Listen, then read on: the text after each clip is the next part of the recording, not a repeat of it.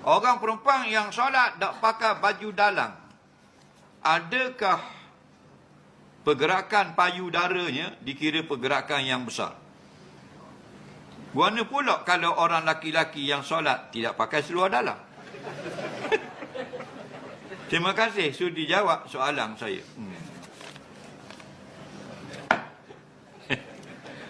Dia yang batal ini pergerakan yang disengajakan. Perbuatan yang batal perbuatan ikhtiar. Perbuatan ikhtiar, maaf. Perbuatan manusia ada dua, ikhtiar dan ikhtirar. Ikhtiar yang kita pilih melakukannya, okey? Seperti berjalan, kita boleh pilih tak? Berjalan dan tak nak berjalan. Boleh pilih tak? Boleh. Sebab itulah satu lagi dipanggil perbuatan ikhtirar, perbuatan yang tak boleh pilih.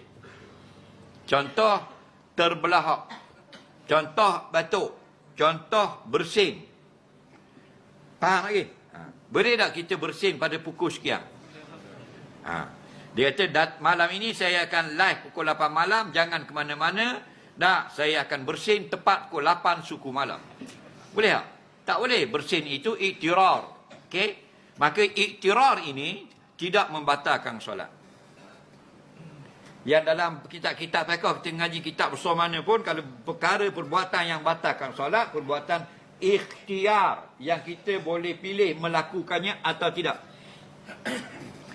Faham? Adapun dilanggar orang itu bukan perbuatan. Okey? Itu bukan kita buat. Jadi iktiraf, contoh kalau kita semayang tengah Fatihah terbelahak, batal tak salat? Tak. Tengah semayang baca Fatihah kita batuk, tak batal. Tengah baca Fatihah dah tubik, tak batal. Faham? Tapi kalau sengaja buat batal. Faham? Itu. Apa lagi? Bersin. Tengah maliki yaumiddin. Dah jadi din jadi cing, bersin. Faham? Tidak batal kerana bersin itu iktirar. Faham? Begitulah juga dengan segala benda yang kita tak buat dan dia bergerak sendiri. Contoh tadilah dalam soalan orang puang tak pakai baju dalam, dia rokok.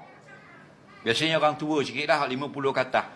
Bang, dia pun hayung biang hayung. Tidak dikira pergerakan yang banyak. Faham? Tidak dikira. Okey? Kerana bukan dia yang hayung, melainkan dia rokok, dia hayung. Tu dia yang hayung. Ada pergerakan yang banyak tak? Kalau dia berhayung, itu hukum lain. Jadi, menghayung, membatalkan boleh jadi. Kalau berhayung, bukan.